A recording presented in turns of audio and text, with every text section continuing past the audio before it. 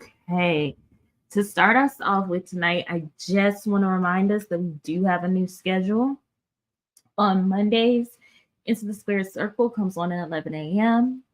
Tuesdays, twice a month, we have Seeing Stars. Tuesday evenings at 10:30. So your Tuesday shows are 12 hours apart. We have the cookout.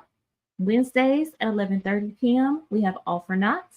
Aftermath of Dynamite comes on Thursdays at 10:15. Fridays starting at 8 p.m. We have Friday Night Fights. Under the Radar is Saturday starting at 11 a.m. and Saturday Night is All Right starts at 8 p.m. unless there's a pay-per-view. We are not here on Sundays unless we have a pay-per-view. So just wanted to start us off with that so that we all are aware of what's happening. Hello, ladies and gentlemen. It is your girl CM. I'm here by myself because AOW is being a great supportive human on Friday Night Fights with Anita and Dolores, who's the voice in the sky. All right, so first and foremost, because of that, there will be no MLW. BCE has mainly been Colt Cabana and Brandon Cutler going around interviewing people, interacting.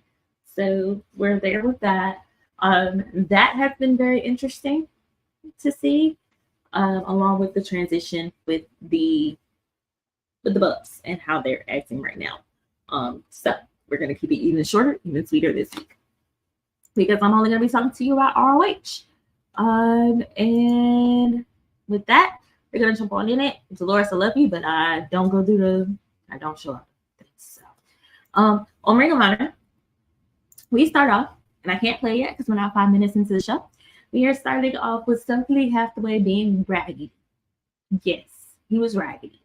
Because how you gonna do that to Eddie? Eddie Kingston is suspended because he threatened Stokely. Anywho knows. And if he hits Stokely, he loses his belt. So yeah, BS. After that, we jump on in to the Righteous defeating Christopher Daniels, Matt Sydal. It was there. Ethan Page is back. He is ROH has been kind of good for Ethan Page because he's gotten to develop the character a little bit more, and we get to know a little bit more about Ethan Page. I still want him on AEW more, but it is what it is. He faced Josh Woods. Yeah. Layla Hirsch beat Robin Renegade, who's with Charlotte Renegade. They then attack Layla Hirsch, who's saved by Rachel Ellering, and Rachel Ellering gets blown off by Layla Hirsch. I like that ROH's women are becoming much more at the forefront because previously they weren't. And these different storylines for the women are really good. Why can this not be on Dynamite? Loved it though. Darius Martin defeated Lee Moriarty. Good match. Again, I want more from both of them because the more that we see them, the more we get a chance to see their star power. And I think they have a lot of it. So yeah. Josh Edwards beat Ethan Page.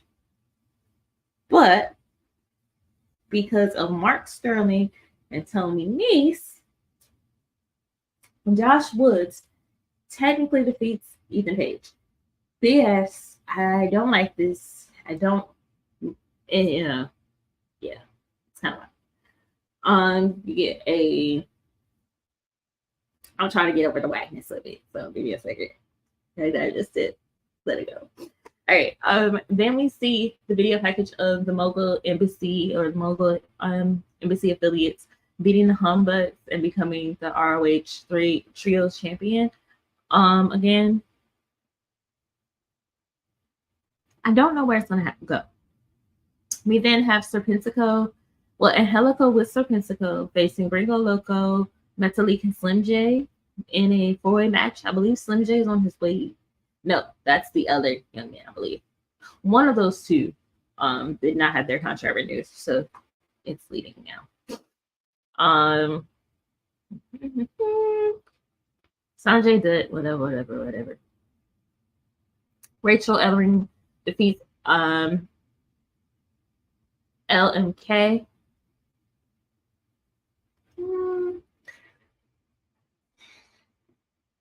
I want more for Rachel Ellering, but I think ROH is a good place for her. More character building, more refining of who she is. I like that for her. Gates of Agony defeated the Infantry Iron Savages, Ryan Nemeth, and Peter Avalon in a tag team match. Really good. Really good. Enjoyed that. We also got Mark Briscoe's return on AEW Rampage. I'm interested in seeing what they do with Mark Briscoe. I'm interested in seeing if they ever turn him heel or how they ever have any of that play out. You have Action Andretti defeating Nick Comoroto and Lee Johnson. All of these men need more. Nick Comoroto needs, and Action Andretti need more personality. Lee Johnson needs more reps because he has the look. He has charisma when he's given the opportunity. And he has the talent that he could be someone very similar to Carmelo Hayes if given the opportunity. Kiera Hogan defeated Charlotte Renegade. I am very much becoming a more Kiera Hogan fan. I am enjoying seeing her development. I want them to push her because she is really, really good. Give the women a damn show a week. Shoot. Lila Hirsch, Rachel, we're gonna get into it, blah, blah, blah. Don Castle and Gravity, who was dressed up as one of the boys, defeated the Dark Horsemen and Griff Garrison and Cole Carter, who are with Maria, and that's interesting. She's the right one to put them with. I liked Don Castle and Gravity together. It worked. I don't know how it worked, but it did. And I want more of it. Yeah. So then, the main event. The main reason I watched the shows and was kind of psyched is because Athena faced Mercedes Martinez. And Mercedes Martinez had Athena on the ropes. She could have won. However, Billy Starks comes out there and is like, boop, with the belt. And she helps Athena win. The match before that was really, really good.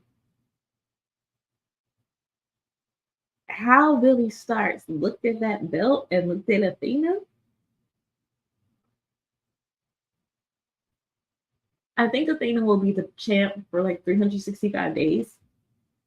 And that final battle of 2023, Billy Starks is going to be the one that wins.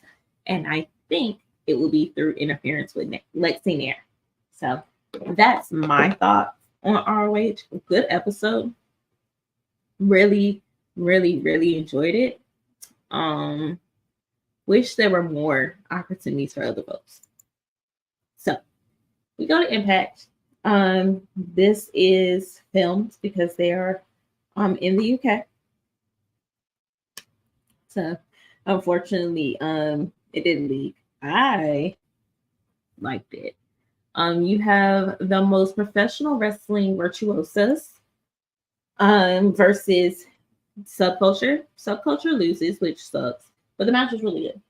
Danny Luna needs to be in the ring with someone like Deonna Purrazzo to improve. I love that they had the opportunity. Flash Morgan Webster and Mark Andrews are always good to see, especially with talented folks like Brian Myers and Moose. There were times where I really thought that Subculture was going to win. Grado beat Trey Miguel. The more I learn about Grado, the more I like him. And I don't think a loss here hurts Trey Miguel. He's one of the few people that a loss to someone like Grado doesn't really impact him. And he can easily just be like, whatever, and go on. Weirdly, we have our Impact Knockouts World title match here. Good match with Emerson Jane, who is, interesting.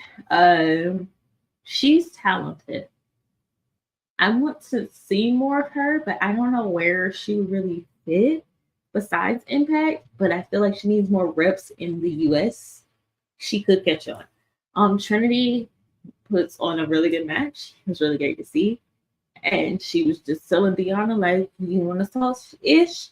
You want to be the champ? This is your last opportunity.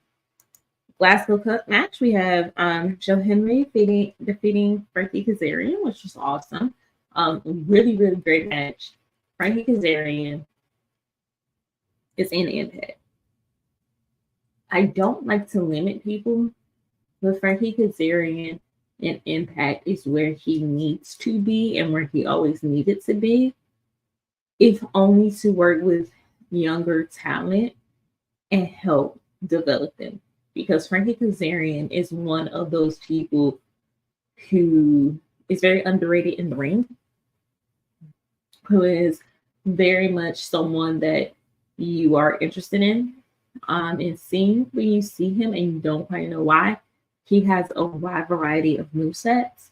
So seeing him versus Joe Henry was really good, especially since I really think Joe Henry is going to be heel if he is not already, because, you know, I got questions there. Our our main event was the Motor City Machine Guns defeating Eric Young and Josh Alexander. The ending to this match, the match was good. It was really good. It was high flying. It was technical. It was all the things. It was exciting. It was dynamic. It did not feel like it went on for the amount of time it went on. However, the ending was very sloppy. The ref counted to 3.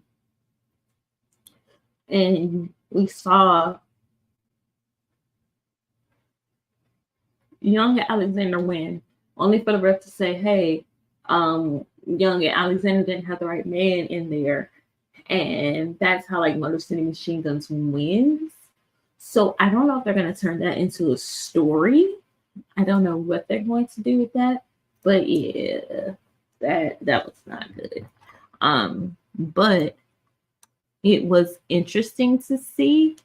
But I think if the ref hadn't done that, it would have been really, really good. It was one of those matches that, it's like the Josh Alexander. Who did he have that hour-long match? No, it's like Bryan Danielson and I think it's MJF. We had like that hour-long match, and it didn't seem like an hour.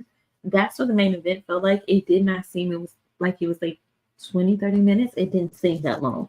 It seemed like it was maybe 10 minutes because they paced it so well and they all worked together so well. So yeah, ROH and Impact, go out of your way to watch them this week because these are story building weeks and they're very interesting stories. It's going to be very interesting to see how things go as we go forward. And that is it, and that is all. Because again, I don't review MLW.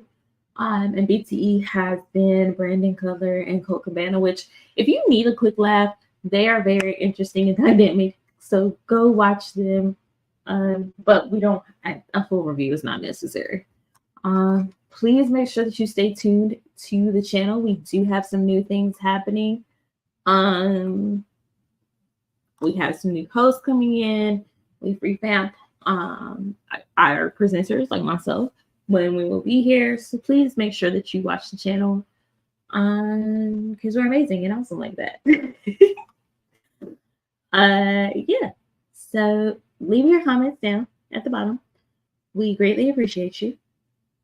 You all are awesome. Stay safe, stay warm. Make sure that you turn your clocks back an hour before you go to bed tonight, or else you will end up like me a few years ago, waking up extremely early for no reason to go to church. Never gonna forget that, Mom. Never. Until next time, I will see you later.